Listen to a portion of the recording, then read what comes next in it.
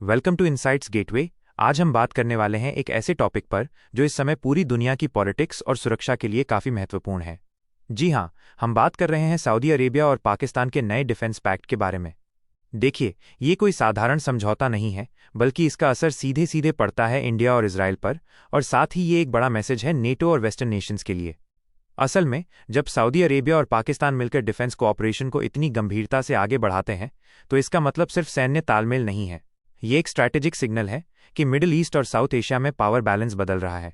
India के लिए ये चिंता की बात है। आप सोचिए, अगर पाकिस्तान की फोर्सेज और सऊदी अरब की टेक्नोलॉजी और फाइनेंशियल स्ट्रेंथ साथ आ जाए, तो भारत के लिए ये एक नई चुनौती पैदा कर सकता है। और इजराइल? हाँ, इजराइल भी इस समझौते से अप्रभावित नहीं रहेगा, क्योंकि मिडिल ईस्ट में भारत के पार्टनर और पाकिस्तान सऊदी के अलायंस के बीच ये एक नई स्ट्रैटेजिक रियलिटी बनाता है। देखिए, असल में इजराइल और सऊदी अरब के रिश्ते लंबे समय से नज़दीकी में नहीं थे, और पाकिस्तान का न्यूक्लियर टच इसमें और भी ट्विस्ट लाता है। पाकिस्तान के न्यूक्लियर अम्ब्रेला की बात करें तो ये कोई नई चीज़ नहीं है, लेकिन जब इसे सऊदी अरब के साथ जोड़ा जाता है तो इसका ग्लोबल कॉन्टेक्स्ट काफ़ी बड़ा हो जाता है। सऊदी अरब, जो अभी तक न्यूक्लियर कैपेसिटी में सीधे तौर पर नहीं आया है, अगर पाकिस्तान के अम्ब्रेला के तहत खुद को सुरक्षित मानता है, तो ये क्षेत्रीय सुरक्षा के लिए एक नया डायमेंशन खोल देता है। असल में ये सिर्फ साउथ एशिया तक ही सीमित नहीं है। ये मैसेज पूरी दुनिया के लिए है कि पाकिस्तान अभी भी न्यूक्लियर स्ट्रैटेजिक बैलेंस में एक महत्वपूर्ण प्लेयर है, और जब ये सऊदी अरब जैसे रीजनल पावर के साथ जुड़ता है, तो इसका असर नेटो और वेस्टर्न नेशंस पर भी पड़ेगा।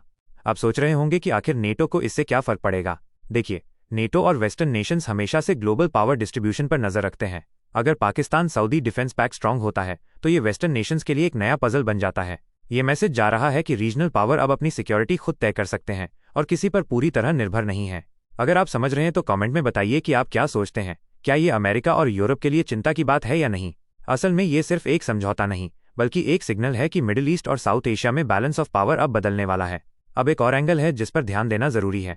इस डिफेंस पैक्ट के तहत सऊदी अरब और पाकिस्तान अपने मिलिट्री एक्सरसाइज, इंटेलिजेंस शेयरिंग और कॉमन रिस्क असेसमेंट पर काम करेंगे। इसका मतलब ये है कि अगर किसी रीजन में टेंशन बढ़ती है, तो ये दोनों देश मिलकर तुरंत रिस्पॉन्ड कर सकते हैं, और इससे इंडिया को भी नई स्ट्रैटेजिक चैलेंजेस का सामना करना पड़ सकता है। देखिए, पाकिस्तान का न्यूक्लियर अम्ब्रेला इस पूरे पजल का सबसे बड़ा पार्ट है।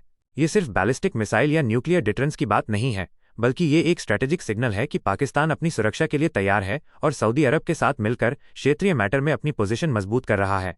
और यही कारण है कि इंडिया के लिए ये एक नई स्ट्रैटेजिक रियलिटी बन जाती है। असल में, अगर हम इंडिया की पर्सपेक्टिव से देखें, तो ये डिफेंस पैक्ट सीधे तौर पर उसके नेशनल सिक्योरिटी स्ट्रैटेजी को चुनौती दे रहा है। इंडिया हमेशा से अपने पड़ोस में बैलेंस ऑफ पावर को लेकर सतर्क रहा है, और पाकिस्तान सऊदी अलायंस इस बैलेंस को थोड़ा डिस्टर्ब कर सकता है। इजराइल की पर्सपेक्टिव से देखें तो ये और भी इंटरेस्टिंग हो जाता है। इजराइल हमेशा से मिडिल ईस्ट में टेक्नोलॉजी और मिलिट्री पार्टनरशिप के जरिए अपनी पोजीशन मजबूत करता आया है, लेकिन जब सऊदी अरब अब पाकिस्तान के साथ डिफेंस पैक्ट में बनता है, तो ये इजराइल के लिए भी एक स्ट्रैटेजिक मैसेज है। रीजन में अब और भी कम्प्लेक्सिटी आ रही है, हमें अपनी पॉलिसी रिव्यू करनी होगी। असल में ये सिर्फ मिलिट्री कॉन्टैक्ट नहीं है, बल्कि पॉलिटिकल सिग्नल भी है।